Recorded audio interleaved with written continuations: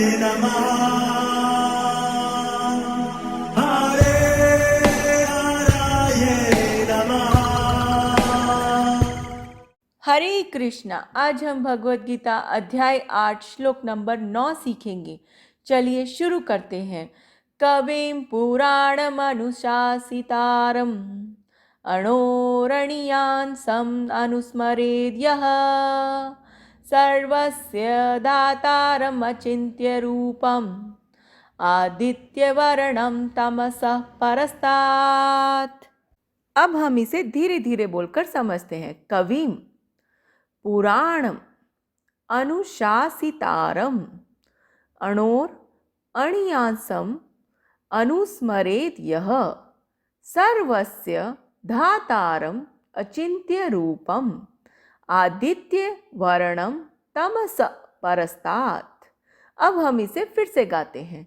कविं पुराणम अनुशासितारम अणोरणीयांसम् अनुस्मरेद् यः सर्वस्य दातारम् अचिन्त्य रूपम् आदित्यवर्णं तमसा परस्तात्। अब हम समझते हैं भगवान श्री कृष्ण इस श्लोक में हमें क्या बता रहे हैं। मनुष्य को चाहिए कि परम पुरुष का ध्यान सर्वज्ञ, पुरातन, नियंता, लघुतम से भी लघुतर, प्रत्येक का पालन करता, समस्त भौतिक बुद्धि से परे, अचिंत्य तथा नित्य पुरुष के रूप में करे। वह सूर्य की भांति तेजवान है और इस भौतिक प्रकृति से परे दिव्य रूप है। हरे कृष्णा। चलिए अब हम प्रभु जी से इस श्लोक के बारे में और अच्छे से समझते हैं। हरे कृष्णा। तो इस श्लोक के माध्यम से भगवान श्री कृष्ण बता रहे हैं कि किस तरह से हमें भगवान श्री कृष्ण का स्मरण करना है, क्योंकि पहले भगवान श्री कृष्ण ने बोला तस्मात् सर्वेषु कालेषु माम अनुस्मर युध्य च।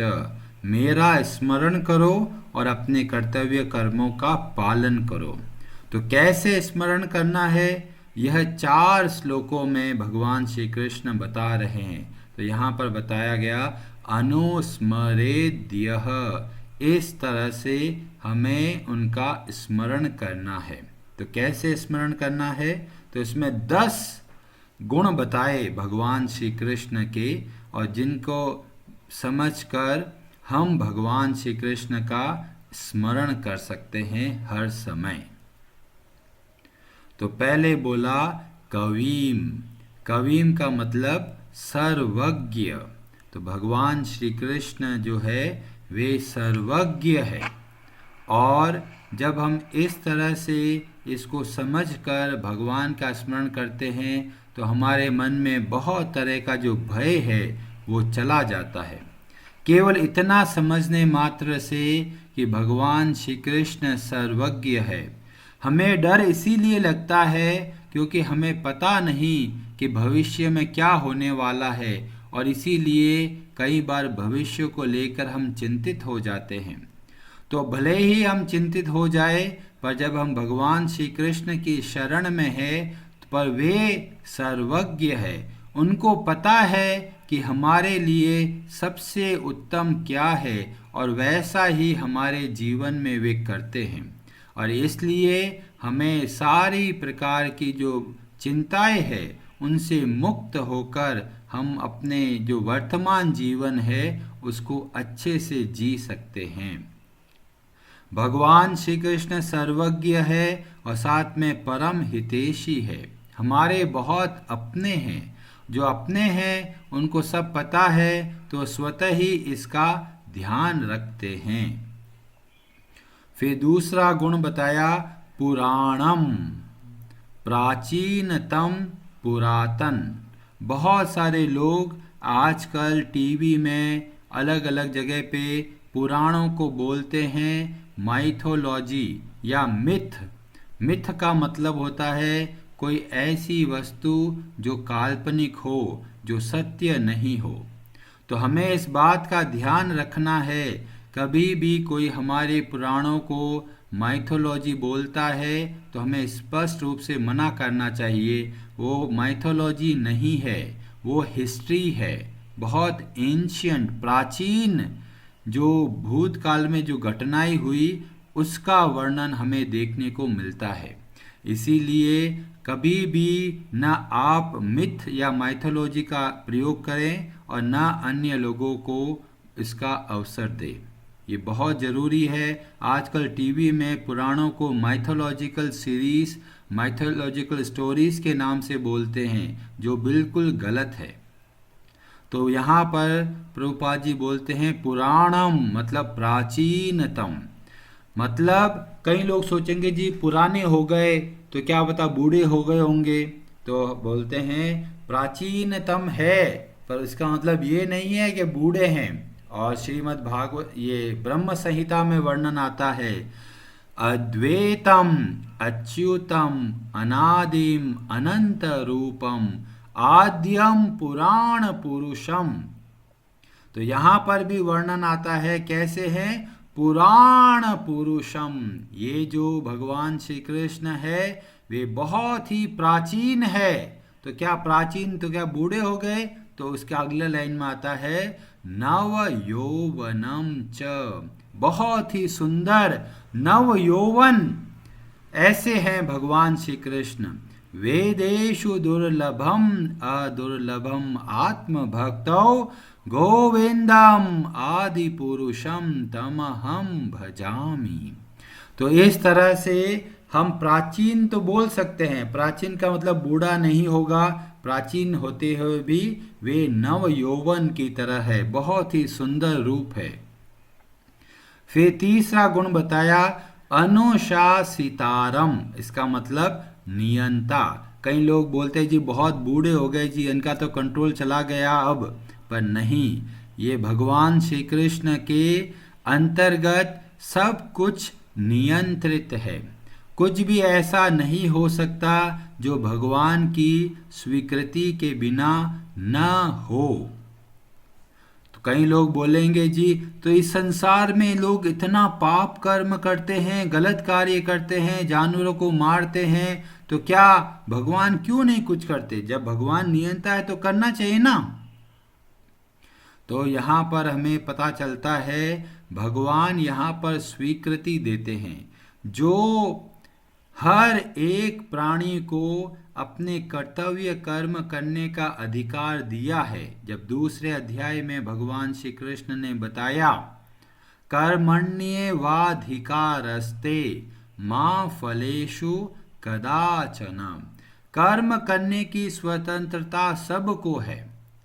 तो भगवान श्री कृष्ण कैसे कंट्रोल करते हैं? एक जज की तरह। जो कोई अपराधी होता है वो अपनी इच्छा से गलत कार्य करता है, जज के कहने पर नहीं करता। जज क्या करता है? जज बस स्वीकृति देता है कि तुमने गलत काम किया इसलिए तुम्हें ये सजा मिलती है। तो ये जब नियंता बोला गया तो भगवान इस बात का ध्यान रखते हैं कि हमें पूर्ण स्वतंत्रता प्राप्त होती है जितनी हमारे लिए आवश्यक है। और इसीलिए सारे शास्त्र हमें सिखाते हैं कि क्या सही है और क्या गलत, और जो सही है उसका अनुसरण करना है, उनका आचरण करना है, और जो शास्त्र से विरुद्ध है ऐसी वस्तुओं को, ऐसे आचरण का त्याग करना है। और फिर बताया अणो अणियांसम, मतलब अणु शब्द का प्रयोग किया गया। जैसे आजकल साइंस में लोग पढ़ते हैं अणु परमाणु, तो यह बहुत पहले प्राचीन ग्रंथों में ये सब वर्णन आ चुका है। तो बताया अणु से भी बहुत छोटे हैं। तो बोलते हैं बहुत छोटे हैं तो कैसे कार्य करेंगे? तो भगवान श्री कृष्ण जो है बहुत विस्तार भी है और बहुत सूक्ष्म भी है, और इतने सूक्ष्म है कि जो हर एक अणु के अंदर जाकर और उनको शक्ति प्रदान करते हैं। और वो कैसे करते हैं उनमें बताया गया, जो भगवान विष्णु क्षीरोदक्षाई विष्णु के रूप में निवास करते हैं वो हर कण कण में विराजमान होकर उनका संचालन करते हैं। तो भगवान श्री हरि बहुत विस्तार रूप भी धारण करते हैं और बहुत सूक्ष्म रूप भी धारण करते हैं। अनुस्मरेत मतलब इस तरह से हमें निरंतर सोचना है, विचार करना है। और फिर अगला गुण बताया, सर्वस्य धातारम, सबका पालन करने वाले हैं। बहुत सारे लोग सोचते हैं अरे छोटी छोटी समस्याएं हैं, भगवान को क्यों कष्ट देना, हम खुद कर लेंगे। केवल भारी भरकम समस्याओं के लिए भगवान की शरण में जाएंगे, पर वास्तव में छोटी समस्या हो या बड़ी समस्या हो, दोनों को कार्य करने में भगवान श्री कृष्ण की आवश्यकता है। क्यों? क्योंकि वे समस्त प्राणियों के पालक हैं। और जब हम इस तरह से सोचते हैं तो हम बड़े ही निश्चिंत रहते हैं। क्यों? हमें लगता है कोई है हमारे घर में जो हमारा ध्यान रखता है, तो सारा भय चला जाता है। और भगवान श्री कृष्ण बोलते भी हैं कि योग क्षेमम वहाम्यहम, मैं उनका पूरा ध्यान रखता हूँ। जब भगवान श्री कृष्ण हमारा ध्यान रख रहे हैं तो हमें किस बात का भय और किस बात की चिंता। कई बार सोचते हैं अरे आगे क्या होगा, हमारे पास सामर्थ्य नहीं है, हमारे पास योग्यता नहीं है, ये कैसे कार्य होगा। तो कहते हैं भगवान श्री कृष्ण सबके पालक है और सारी व्यवस्था वही करते हैं। जब हम घर को चलाते हैं, घर की राशन की व्यवस्था करते हैं, तो हमें इस बात का ध्यान रखना है कि यह कार्य हम नहीं करते, हम केवल निमित्त बन रहे हैं। वास्तव में भगवान श्री कृष्ण ही हमारे पालक हैं। और इस भाव से हम जब कार्य करेंगे तो सदैव भगवान को स्मरण रख पाएंगे। और फिर बहुत महत्वपूर्ण शब्द आता है अचिंत्य। अचिंत्य है भगवान की लीलाएं, भगवान का कार्य जो हमारे बुद्धि से बहुत बड़ा है। हम समझ ही नहीं पाते कि किस तरह से भगवान यहाँ पर कार्य करते हैं। कभी इतना विशाल बन गए महाविष्णु के रूप में, जिसमें करोड़ों ब्रह्मांड उत्पन्न होते हैं, और फिर उसी ब्रह्मांड के कण कण में विराजमान हो जाते हैं। तो बहुत बड़े बन जाते हैं, बहुत सूक्ष्म बन जाते हैं, और इतनी अद्भुत लीलाएं हैं। आप देखेंगे एक बॉल को हाथ में लेके रखें तो भी वो हम लोग उसको हवा में नहीं रख सकते। तो ये बड़े बड़े ग्रह किस तरह से घूम रहे हैं, कैसे यह कार्य हो रहा है, ये भगवान की अद्भुत लीला है, और इसीलिए अचिंत्य बोला है। बहुत सारे लोग बोलते जी वो तो साइंस है जी, हमने ये देखा, ये लॉ लगता है और उस लॉ की वजह से लॉ ऑफ ग्रेविटी लगता है और इस वजह से घूमता है। ये बहुत बड़ी बात है कि वो लॉ बनाया किसने? अपना आप लॉ बन जाता है? नहीं, भगवान के जो भी कार्य है बहुत अद्भुत है। हम अपने शरीर को देखें, ऐसा अद्भुत मशीन है, इतनी सारी चीजें हो रही हमें पता ही नहीं। डॉक्टर लोग सोच रहे हैं, पर कई बार ऐसे केसेस आते हैं जो डॉक्टर दंग रह जाते हैं, ये शरीर में हो क्या रहा है। और जैसे हम लोग देखें एक छोटे से बीज, जैसे पीपल का एक बीज लो कितना छोटा होता है, और उस एक बीज में असंख्य पेड़ छिपे हुए हैं। कितना अद्भुत है कि कहां पर बहुत सारे बीजों की जरूरत है, कहां पर एक बीज की जरूरत है। इतनी सारी बातें हम लोग अपने आसपास देखें तो हमें पता चलेगा भगवान की लीला हमारी बुद्धि से बहुत परे हैं। और फिर भी कुछ लोग बोलते हैं अरे जी भगवान कुछ नहीं होता जी, जो है हम ही हैं। पर वो ऐसे अपनी मूर्खता का प्रदर्शन करते हैं। वास्तव में जब शास्त्र पढ़ते हैं, हम अपने आसपास देखते हैं, तो हमें पता चलता है जो वस्तुएं हमने नहीं बनाई है वो कितनी अद्भुत है और कितनी अद्भुत तरह से कार्य करती है।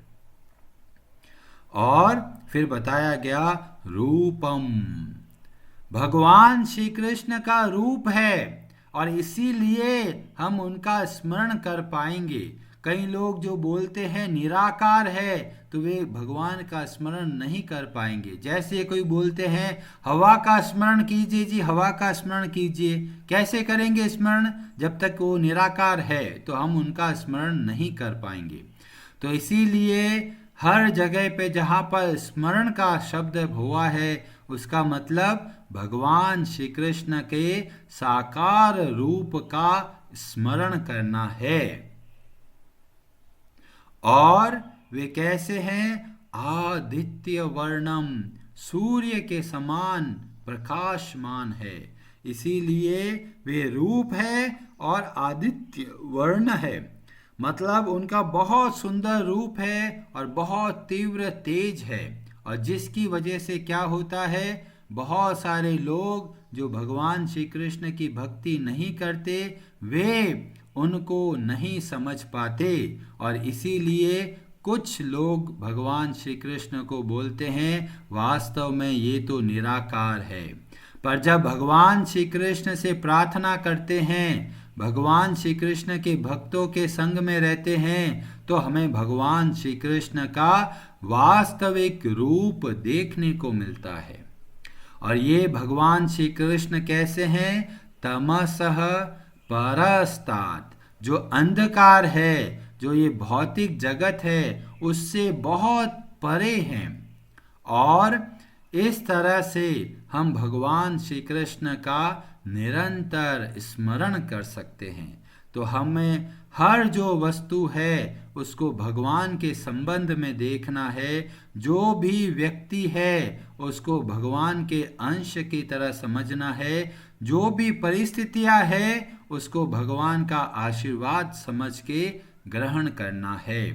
इस तरीके से हम निरंतर भगवान श्री कृष्ण का स्मरण कर सकते हैं। और ऐसा नहीं होता कि भाई बस बोला है आज से स्मरण शुरू हो जाएगा, उसके लिए हमें अभ्यास करना होगा। पिछले श्लोक में जैसे बोला अभ्यास योग युक्तेन, इसलिए हमें अभ्यास करना है, हर रोज थोड़ा थोड़ा समझना है और उसके अनुसार अपने जीवन को भगवान की भक्ति की ओर जोड़ना है। और इसमें इतने सारे गुणों का एक बहुत महत्व है। क्या महत्व है? वह यह है कि भगवान हमारे अपने हैं। जब हम भगवान श्री कृष्ण को अपना समझते हैं तो हम कभी भी संसार में भयभीत नहीं होंगे। चाहे कितना भी भारी विपत्ति आ जाए, हमें लगेगा कोई हमारे साथ में है। और जब कोई साथ में है तो हमें बहुत बहुत सहारा मिलता है। हरे कृष्णा जी, आप सबका बहुत बहुत धन्यवाद।